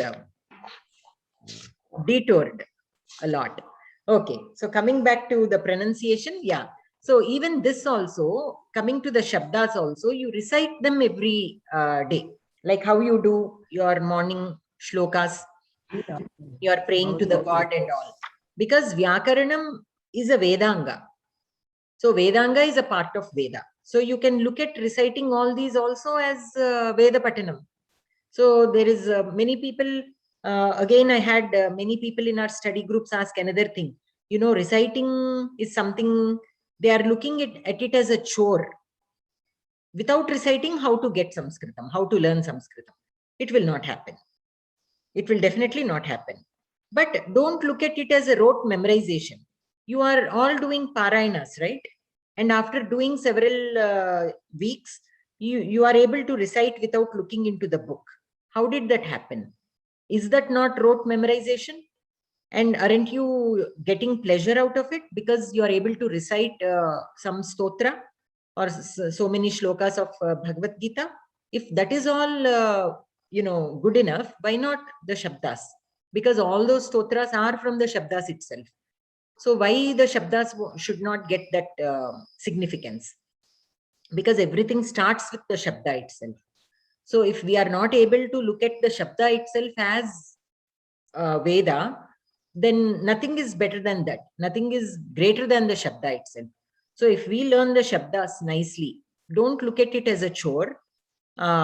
If you look at it as a shloka in itself, then it will be easy for you. If you approach it with that positive attitude, then memorizing all these is a piece of cake. Because I know that most of you are doing Bhagavad Gita shloka parayana. If you are able to memorize all those shlokas, these shabdas are nothing, much simpler. These are all much simpler, right? So look at it in that way and include them in your morning prayers so that happens without any gap. If we try to do it separately, many times it won't happen because all of you are busy with either your jobs or taking care of your families or other things.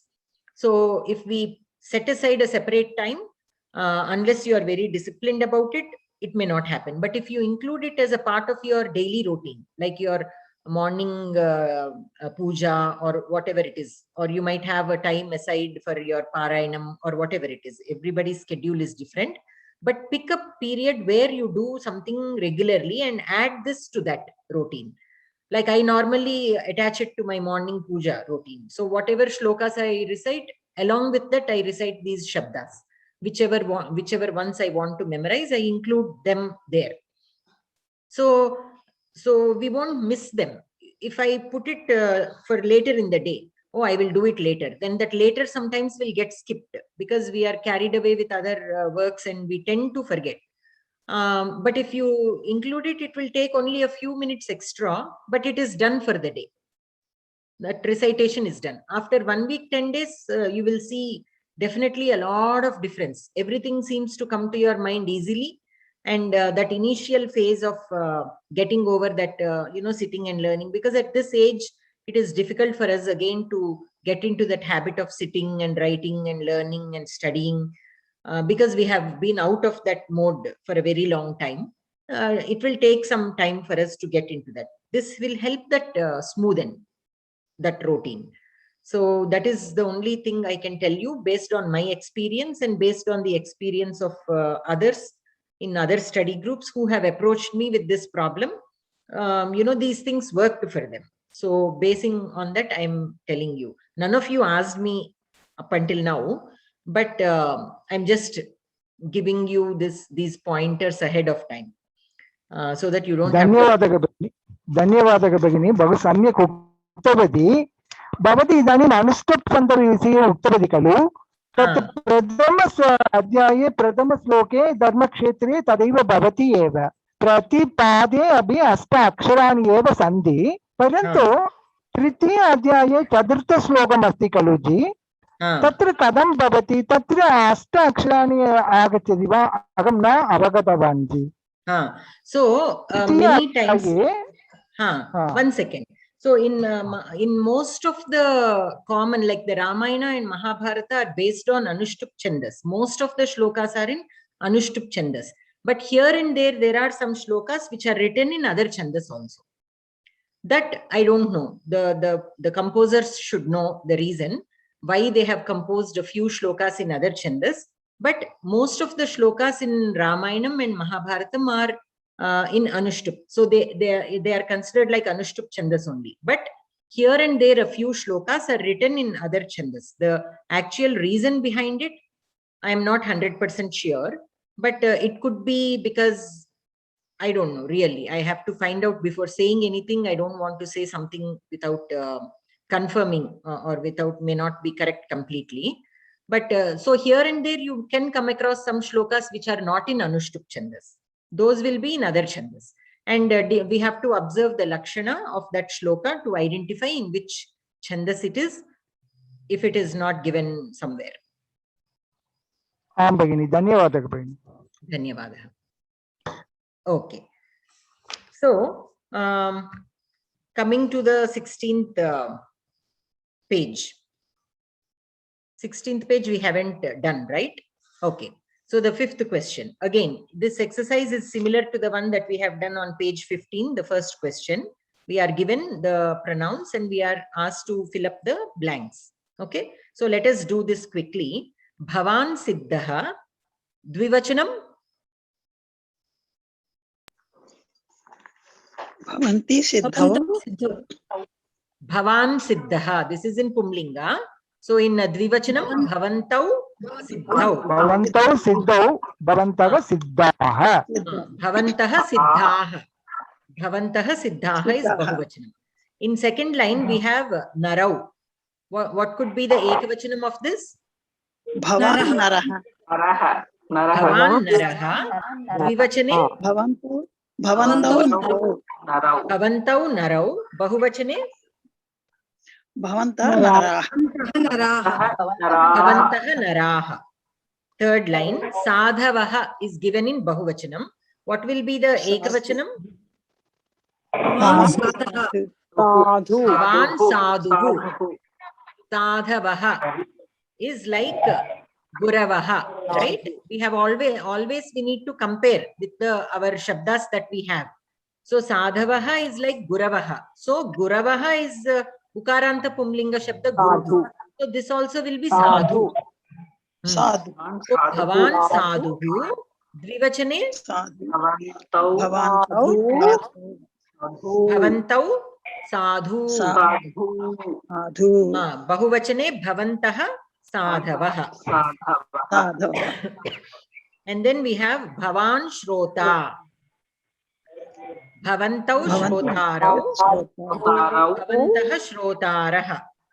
So Shrota, Shrotarau, Shrotarah. This is Rikaranta Pumlinga Shabdam like Pita. Okay. Bhavan Jnata. Again, Jnata is also Rikaranta. So Jnata, Jnatarau, Jnatarah. Jnatara. So Bhavan Jnata, Bhavantau Jnatarau, Bhavantah Jnatarah. Jnatara. Then we have Bhavantau Datarau. So Ekavachane? Bhavan. Bhavan Dhata. Bhavantau Datarau. Bhavantah Datarah. Bhavan Dasharatihi. Dasharatihi is like which Shabda? Matihi. Not Matihi. It is like Harihi. Matihi is Ikaranta Strilinga Shabda. Dasharatihi is Ikaranta Pumlinga Shabda. Okay, Dasharatihi is none other than Rama. Rama is called Dasharatihi because he is the son of Dasharatha. He is called Dasharatihi. So this is Ikaranta Pumlinga like Harihi Shabda. So Harihi, Hari, Harayaha. Dasharatihi, Dasharathi, Dasharathayaha.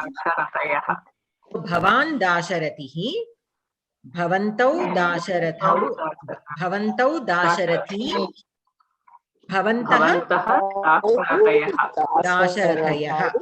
Okay. So we can also say this like Ramaha Dasharatihi, Rama Lakshmanau Dasharathi,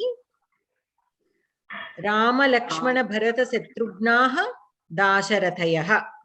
Right? We can say that. So in 8th line we have Bhavantau Atithi. So what will it be in Ekavachanam? Atithi. Bhavan Atithi. Atithi. Atithihi. Atithihi. Bhavan Atithi. It is like Harihi Shabdam. Harihi, Hari, Harayaha. Atithihi, Atithi, Atatayaha. Okay. So Bhavan Atithihi, Bhavantau Atithi, Bhavantaha Atitayaha. Atitayaha. Then we have in the 9th line, we have Guravaha. So Guravaha is which Shabda? Guruhu Shabda. So Bhavan Guruhu. Bhavan Guruhu. Bhavantau Guru. Bhavantaha Guravaha. Guruhu Guru Guravaha.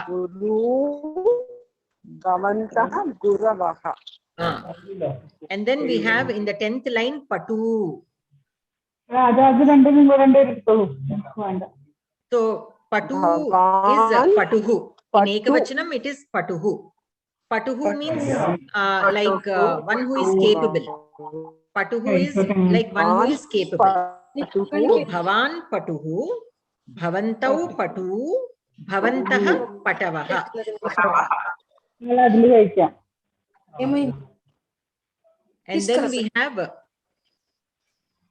And then we have Mahila, Bhavati Mahila, Bhavatyau Mahile, Bhavatyaha Mahilaha. Okay, Mahila, Mahile, Mahilaha. But Bhavati, Bhavatyau, Bhavatyaha.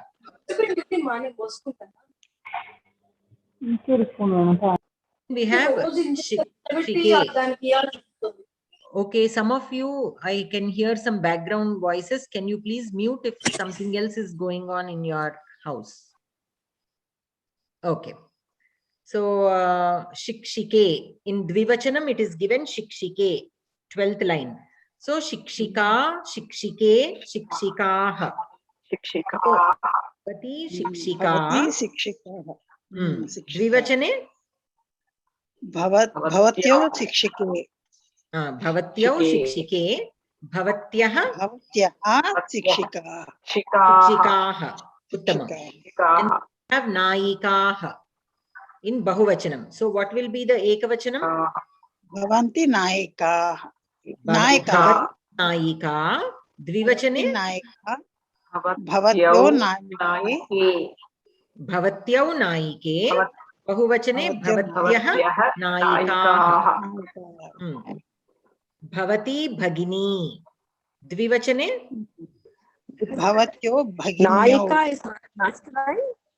Nayakaha pumlinge, strilinge nayika, a lady leader.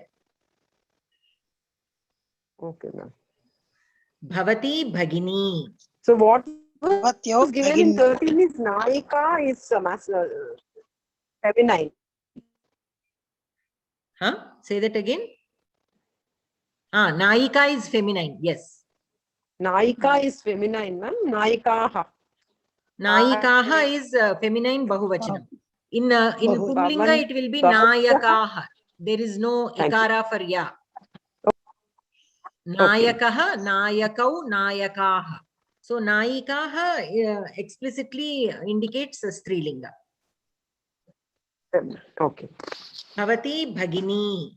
Bhavatyau bhaginyau. Bhavatyaha bhaginyah. Bhavati mata. Bhavatyau Matarau. matarau. Matarau. Bhavatyaha mataraha. And then we have vadvau. Vadvau is ukaranta strilinga shabda. So vadhuhu, vadvau, vadvaha. Vadhuhu, vadvau, vadvaha. So bhavati vadhuhu. Bhavati vadhuhu. Bhavatyau vadvau. Bhavatyaha vadvaha. And then we have bhaktaha. Tvam bhaktaha. Yuvam bhaktau. Yuyam bhaktaha. Yuyam bhaktaha. And then we have archakau. So in ekavachanam, Tvam archakaha, yuvam archakau, yuyam archakaha. Uttamam. Uttamam. Tvam archakaha, yuvam archakau, yuyam archakaha. Tvam kavihi. Kavihi, kavi, kavayaha. So tvam kavihi, yuvam kavi, yuyam kavayaha. Sthita prajnaha is the bahuvachanam. What will be in ekavachanam? Sthita prajnaha. So tvam sthita prajnaha, yuvam sthita prajnau, yuyam sthita prajnaha. Tani astini. Now asti is napumsakalinga shabda. Right? Avunu. Yeah, asti means bone. So it is ikaranta napumsakalinga shabda. So asti, astini, astini. So tat asti. Here he has given in tani, right? Napumsakalinga. So tat asti, te astini, tani astini. Sa vibhutihi. Vibhutihi is like ikaranta matihi shabda in strilinga. So vibhutihi, here the sa is there. So we know that it is strilinga. So you can use it in strilinga. Vibhutihi, matihi, mati, matayaha. Right? Matihi, mati, matayaha. It is similar to harihi only, except that it is a strilinga. So sa vibhutihi, te bhuti, vibhutihi, taha vibhutayaha. Vibhutayaha. And then we have ete pramathini. Ete pramathini. Now here, how do you identify which linga is this in? Because ete in dvivachanam indicates either strilinga or pumlinga. Sorry, strilinga or napumsakalinga. So how do we know if it is strilinga or napumsakalinga? Pramathini is like astini, dadhini, right? It is napumsakalinga. So in ekavachanam we have to write tat. Pramathi. Tat pramathi. Ete pramathini. Etani pramathini. Pramathini. Ma'am, can we say for sure that it is Punsakalingam and it's not Strilingam? Which one? Can we for sure say that it is Napunsak Lingam only and it's not Strilingam? It is not Strilingam, it is Because- Napunsakam. No, can we say it's for sure that just because it is na is there Yes. at the end? Okay. Yes, So what in is the meaning Dvivachanam. of? We have yeah, to that's what. remember that it is in Dvivachanam, the Nakara is there, so we can say it is in Asti, Napunsakam. Astini, right? That. Okay. What is the meaning of Pramathi, ma'am? Pramathi, let me check. And Vibhuti also. Vibhuti is sacred or something? To like exist. To exist. Okay.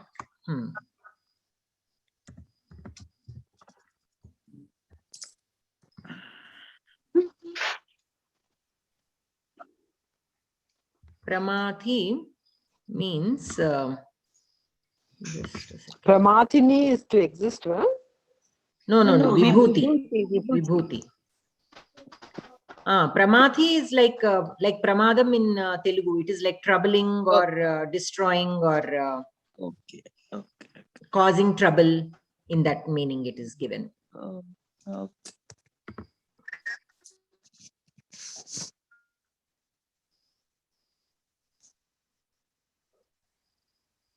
Okay. So then we have Esha Srutihi. Ma'am, Telugulo ippudu sa Vibhuti ante avide undi ana. ఆవిడ ఉంది అని కాదు ఇక్కడ విభూతి అనేది you can talk it in a bigger sense like the existence, the prakriti or in that sense also, but అంటే for she exists అనడానికి విభూతి అంత పెద్ద పదం వాడం మనం.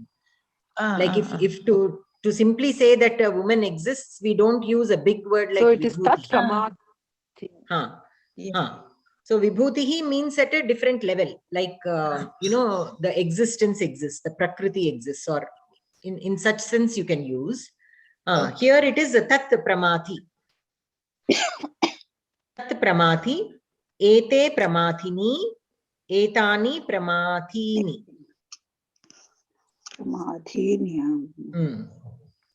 And then we have Esha Srutihi. Esha Srutihi. So this is also Ikaranta Strilinga Shabdam like Matihi. So Matihi, Mati, Matayaha. Srutihi, Sruti, Srutayaha. So Esha Srutihi, Ete Sruti, Etani Srutayaha.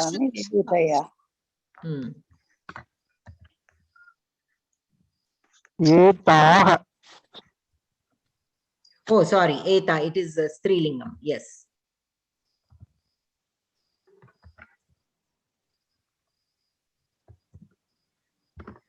And then we have Maharshi. So in Dvivachanam, it is Maharshi. So in Ekavachanam, what will it be? Saha Maharshi. Saha Maharshihi. Saha Maharshi. Oh, question mark. Kaha Maharshi. Kaha Maharshi. Kau Maharshi is given. So Kaha Maharshihi. Kaha Maharshihi. Kau Maharshi. And Ke Maharshayaha. Ke Maharshayaha. So Maharshihi, Maharshi, Maharshayaha. Harihi, Hari, Harayaha.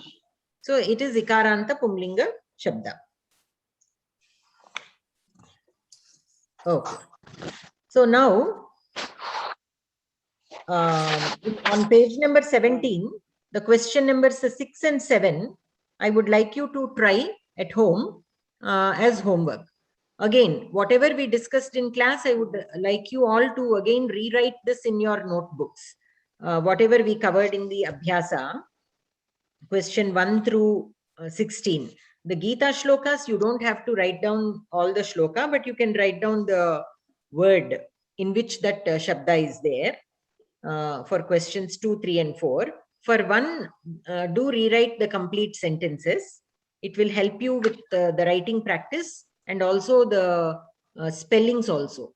Because as you are writing, the more number of times you are writing Bhavan and you are using the Mahaprana when you are writing. So when you are pronouncing, automatically you will remember that, oh, I have written Mahaprana there. So the pronunciation, it will help. If we don't write it down, then that visual thing will not be there. And when you are pronouncing, there is a good chance that we make mistakes in the pronouncing. So always writing will help. So please do rewrite all those sentences in your notebook again. And if you have time, those who have time, and if you are able to put in the time, you write with other pronouns also, like Bhavan Saratihi. So not only Bhavan, you can use Eshaha, Saha, Kaha. So rewrite that sentence with all the pronouns. Similarly, for the sentences given on page number 16 also, if you have the time and you can put in that effort, please do write using other pronouns also. It will only help us give that extra practice. 6 and 7, since it is 9:30 right now, I would like to stop here. But you can try this because they are the concepts we have already discussed. In our next class, we will quickly go through that to just make sure that you have all got it correctly. But you can give it a try before next week if you are able to, if you have the time. Okay, so we shall stop here now. And anyone who would like to say the Shanti Mantra?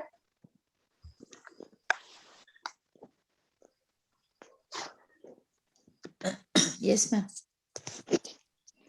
Sarve bhavantu sukhinah, sarve santu niramayah, sarve bhadrani pashyantu, ma kaschit dukkha bhag bhavet. Om Shanti Shanti Shanti Harihi Om. Dhanyavadaha Bhagini. Dhanyawad. Shubharatri Sarvebhyaha.